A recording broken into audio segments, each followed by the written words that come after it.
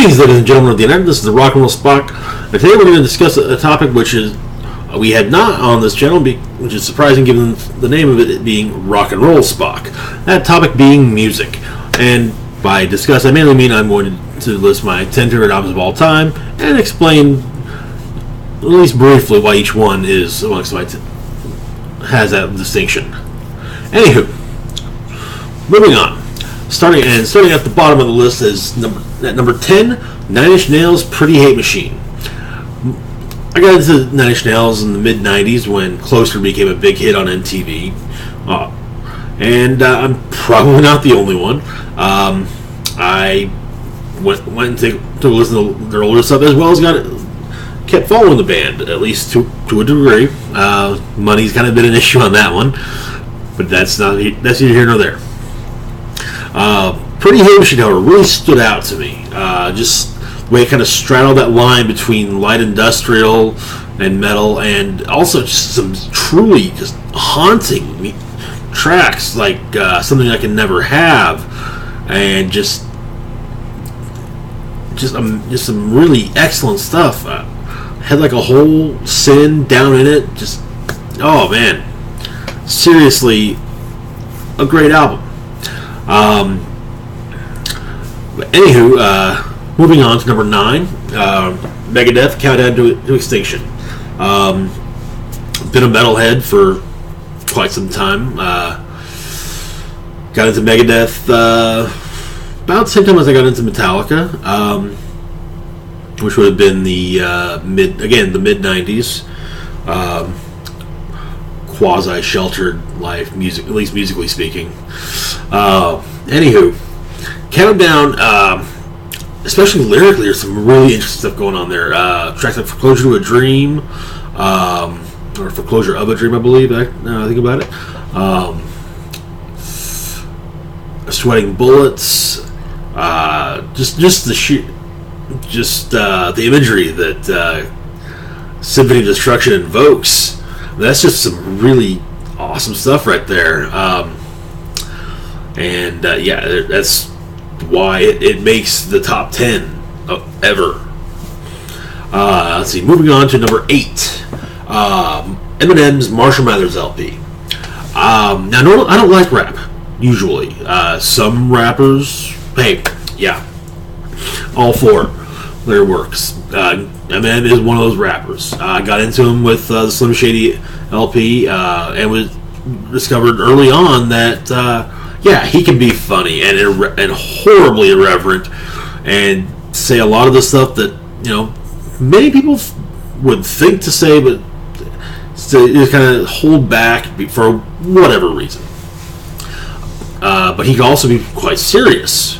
Then he released the Marshall Mathers LP, which again, some funny stuff, funny little skits, but it has the standout track to me of Stan, which featured samples of Dido's Thank You.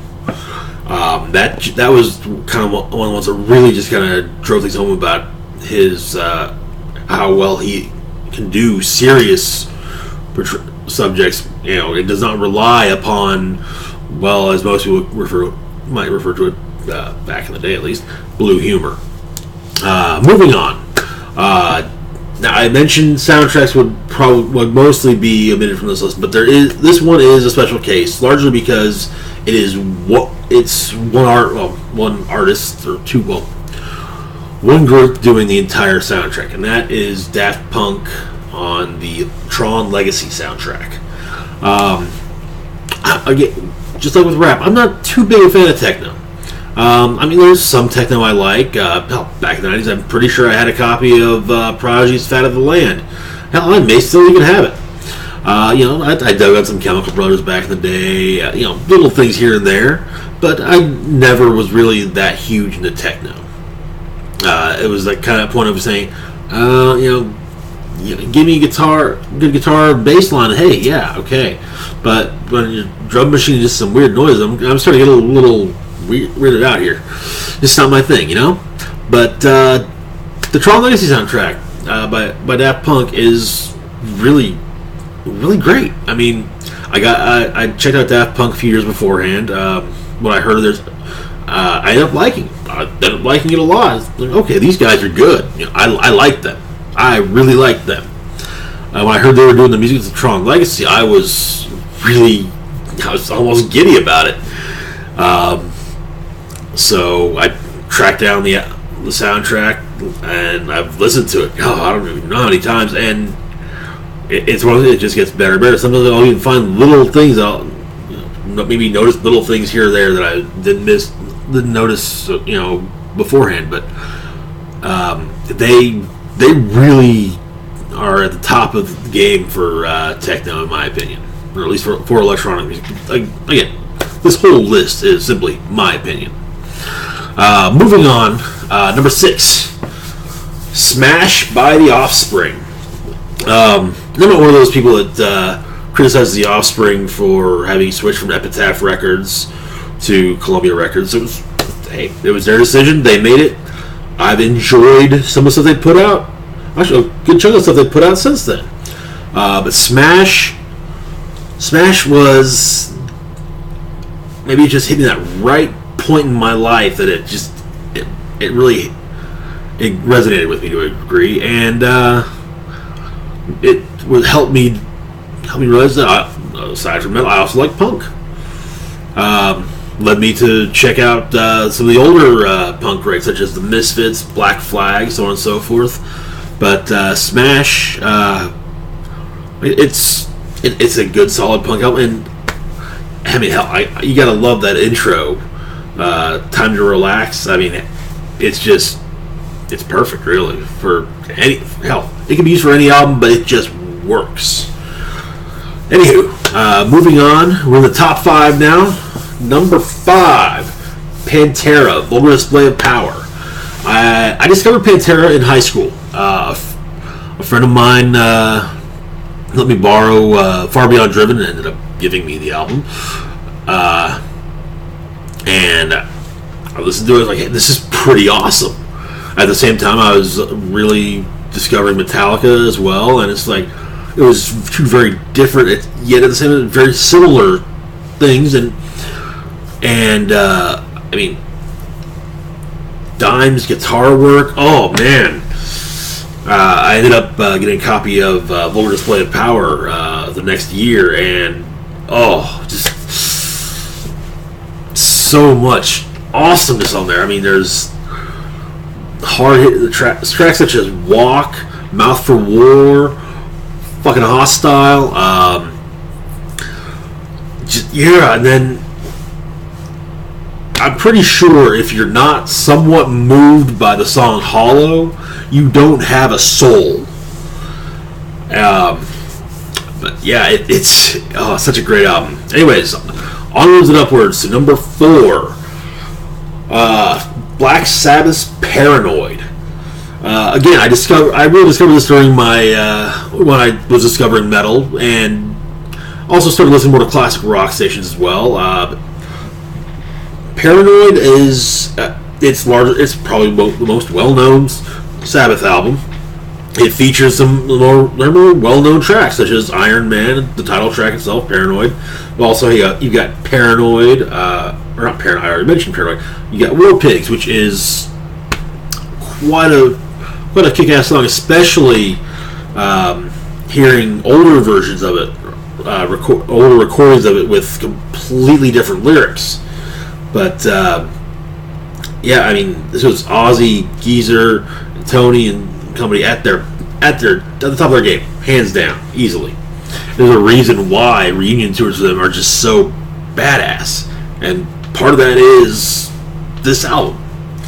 So anyways, continuing on the list, Pink Floyd's The Wall. Yeah, it's a stereotypical Pink Floyd album to pick, but you know what? I love it. There is so much there, and the story being told alone just it's gripping, really, and coupled with especially the movie versions of certain songs, such as the longer version of Empty Spaces, which is in the movie referred to as What Shall We Do. There is some really interesting stuff going on there.